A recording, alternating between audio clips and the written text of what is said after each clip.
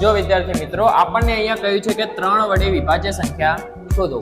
આપણને અહીંયા ત્રણ સંખ્યાઓ આપી છે 3002, 7370 અને 5403।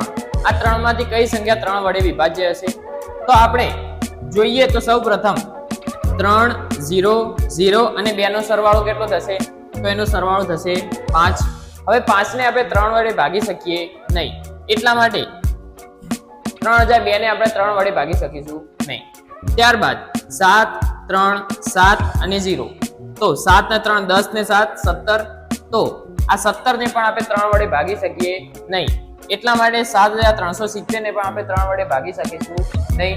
તે જ રીતે 5403, એમાં 5 4 અને 3 નો સરવાળો થશે 12। હવે આ 12 ને આપણે 3 વડે ભાગી શકીશું, તો આપણો ઓપ્શન નંબર સી 5403 જવાબ સાચો કહેવાય।